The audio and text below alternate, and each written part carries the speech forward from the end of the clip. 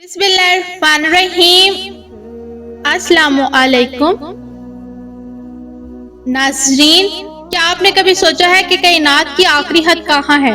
वो कौन सा अजीम मुकाम है जहाँ पहुंचकर हजरत जिब्राइल अलैहिस्सलाम जैसे मुकर्रब फरिश्ते भी रुक गए? और वो कौन सी जगह थी जहाँ से आगे सिर्फ अल्लाह के महबूब हजरत मोहम्मद सल्लल्लाहु अलैहि वसल्लम को जाने की इजाजत मिली?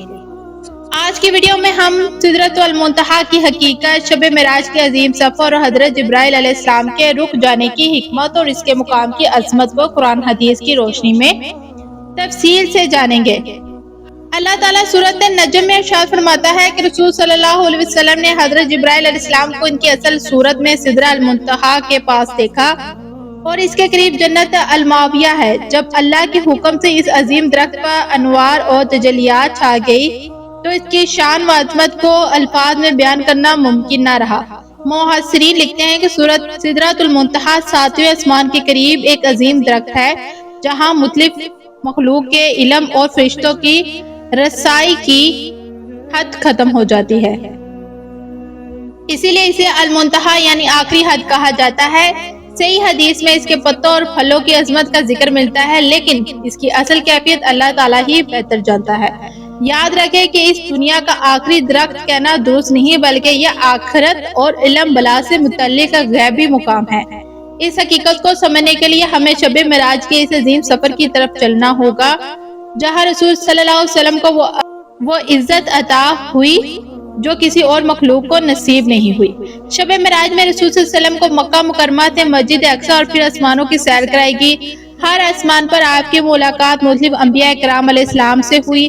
पहले सफर पर हजरत आदम अलैहिस्सलाम, दूसरे पर हजरत ईसा और हजरत यहया अलैहिस्सलाम, तीसरे पर हजरत यूसुफ अलैहिस्सलाम, चौथे पर हजरत इदरीस अलैहिस्सलाम, पांचवें पर हजरत हारून अलैहिस्सलाम, छठे पर हजरत मूसा अलैहिस्सलाम और सातवें आसमान पर हजरत इब्राहीम अलैहिस्सलाम से मुलाकात हुई।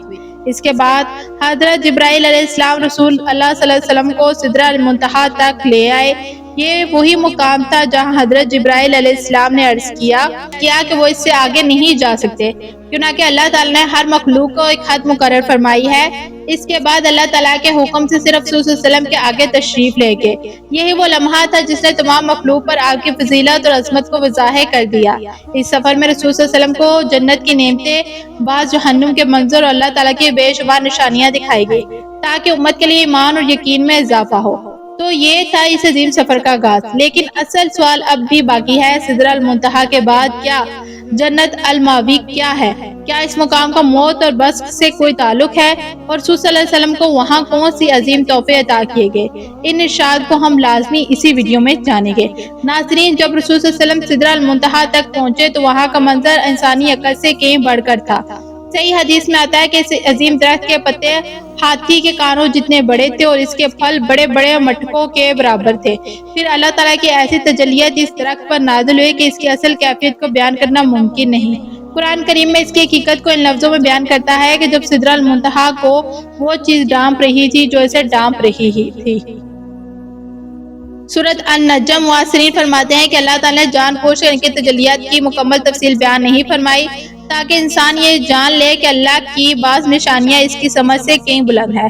इसी मुकाम के करीब जन्नत अलमावी है, जो अल्लाह के नेक बंदों के ये अजीम ठिकाना है। इसके बाद रसूल सल्लल्लाहु अलैहि वसल्लम को वो असल अजीम अशरफ हासिल अता हुआ जो किसी और नबी या फरिश्ते को हासिल नहीं हुआ। अल्लाह ताला ने अपने महबूब से कलाम फरमाया जिसकी कैफियत हम पूरी तरह नहीं जानते, क्यों ना कि कुरान की सही हदीस ने इसकी मुकम्मल तफसील बयान नहीं की।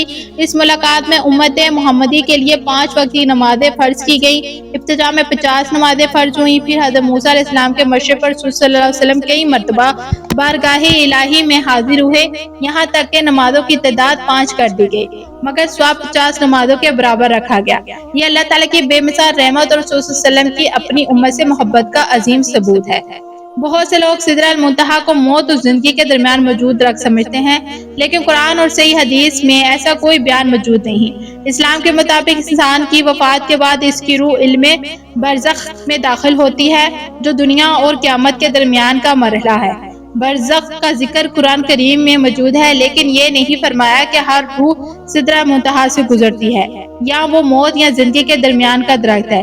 اس لیے ہمیں صرف وہی بات بیان کرنی چاہیے جو مستعد دلائل سے ثابت ہے۔ البتہ یہ ضرور ہے کہ سدرہ المنتہا وہ مقام ہے جہاں مخلوق کے علم اور فرشتوں کی رسائی کی حد ختم ہو جاتی ہے، جہاں برزخ انسان کی وفات کے بعد ایک الگ غیبی دنیا ہے۔ ان دونوں چیزوں کو ایک سمجھنا درست نہیں۔ رسول صلی اللہ علیہ وسلم نے معراج میں جنت اور جہنم کے بعض منظر بھی ملاحظ فرمائے، جن میں سے معلوم ہوتا ہے کہ آخرت کی زندگی یقینی ہے اور انسان کو ایک دن اپنے اعمال کا حساب دینا ہوگا۔ دنیا کی زندگی بہت مختصر ہے، جبکہ آخرت ہمیشہ رہنے والی ہے۔ یہاں ایک اہم سبق بھی ملتا ہے کہ اللہ تعالیٰ حضرت جبرائیل علیہ السلام جیسے عظیم فرشتے نے بھی اللہ تعالیٰ کی مقرر حد سے آگے قدم نہیں اٹھایا۔ اس سے معلوم ہوتا ہے کہ اللہ تعالیٰ کہ ہر بندے کو اپنی حدود پہچاننی چاہیے اور اللہ کے حکم کے سامنے سر تسلیم خم کرنا چاہیے۔ رسول صلی اللہ علیہ وسلم کی معراج صرف ایک معجزہ نہیں بلکہ ایمان، اطاعت اور اللہ سے تعلق مضبوط کرنے کا عظیم پیغام بھی ہے۔ لیکن ابھی اس کا سفر کا سب سے ایمان افروز حصہ باقی ہے، جو ہم جانیں گے اسی ویڈیو میں۔ ناظرین، جب ہم سدرہ المنتہا کے واقعے پر غور کرتے ہیں تو ہمیں معلوم ہوتا ہے کہ یہ صرف ایک تاریخی واقعہ نہیں بلکہ ایمان کو تازہ کرنے والا عظیم سبق ہے۔ اللہ تعالیٰ نے اپنے محبوب حضرت محمد کو وہ مقام عطا فرمایا جو کسی فرشتے، کسی نبی اور کسی مخلوق کو حاصل نہیں ہوا۔ حضرت جبرائیل علیہ السلام کا رک جانا اور اس بات کی علامت تھا کہ ہر مخلوق کی ایک حد ہے، لیکن اللہ تعالیٰ اپنے محبوب بندوں کو جس قدر چاہے عزت اور کرب عطا فرماتا ہے۔ اس سفر میں رسول صلی اللہ علیہ وسلم کو جنت کی نعمتیں، جہنم کے بعض منظر اور اللہ تعالیٰ کی بے شمار نشانیاں دکھائی گئیں، تاکہ امت مسلم کو یقین ہو جائے کہ آخرت ایک اٹل حقیقت ہے۔ دنیا کی زندگی چند دنوں کی ہے، لیکن اصل اور ہمیشہ کی زندگی آخرت کی ہے۔ اسی لیے قرآن کریم بار بار انسانوں کو یاد دلاتا ہے، دنیا دھوکے کا سامان ہے، جبکہ آخرت ہمیشہ باقی رہنے والی منزل ہے۔ جو شخص ایمان، نماز، تقوی اور نیک اعمال کے ساتھ زندگی گزارے گا، اللہ تعالیٰ اس کے لیے جنت کے دروازے کھول دے گا، اور جو اللہ کی نافرمانی میں زندگی گزارے گا، اسے اپنے اعمال کا حساب دینا ہوگا۔ اس واقعے سے ہمیں ایک اور عظیم سبق میں ملتا ہے کہ نماز صرف ایک عبادت نہیں بلکہ وہ عظیم تحفہ ہے جو اللہ تعالیٰ نے اپنے محبوب کو براہ راست عطا فرمائی۔ یہی وہ عبادت ہے جو بندے کو دن میں 5 مرتبہ اپنے رب کے سامنے حاضر ہونے کا شرف دیتی ہے۔ اگر ہم معراج کے واقعے کو سچے دل سے سمجھ لیں تو کبھی نماز کو معمولی نہیں سمجھیں گے۔ افسوس، آج بہت سے لوگ مسلمان دنیا کے کاموں کے لیے وقت تو نکال لیتے ہیں لیکن نماز میں سستی کرتے ہیں، حالانکہ یہی نماز قیامت کے دن سب سے پہلے پوچھی جائے گی۔ اسی طرح ہمیں یہ بھی یاد رکھنا چاہیے کہ سدرہ منتہا، عالم برزخ اور قیامت 3 الگ الگ حقائق ہیں۔ ان کے بارے میں وہی بات بیان کرنی چاہیے جو قرآن کریم اور صحیح حدیث سے ثابت ہو۔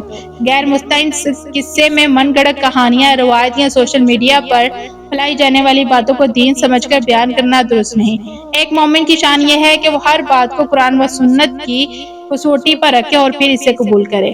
آخر میں آئیں اپنے دلوں سے عہد کریں کہ ہم رسول صلی اللہ علیہ وسلم کی سنت پر چلیں گے، 5 وقت کی نماز کی پابندی کریں گے، قرآن کریم کو سمجھ کر پڑھیں گے اور اپنی آخرت کی تیاری کریں گے۔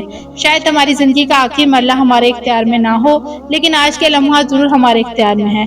اگر ہم آج اللہ تعالیٰ کی طرف سے سچے دل سے رجوع کر لیں، توبہ کر لیں اور اپنی زندگی کو نیکی کے راستے پر ڈال دیں تو اللہ تعالیٰ کی رحمت ہمارے لیے کافی ہے۔ اللہ تعالیٰ ہمیں شب معراج کے اس عظیم واقعے سے صحیح سبق حاصل کرنے، نماز کی حفاظت کرنے، قرآن و سنت پر عمل کرنے اور جنت الفردوس میں رسول صلی اللہ علیہ وسلم کی رفاقت نصیب فرمائے، آمین یا رب العالمین۔ اگر آپ کو یہ ویڈیو پسند آئی ہو تو اسے ضرور شیئر کریں، چینل کو سبسکرائب کریں، کمنٹ میں لکھیں اللہم صلی علی محمد تاکہ درود پاک کی یہ مبارک صدا زیادہ سے زیادہ لوگوں تک پہنچ سکے۔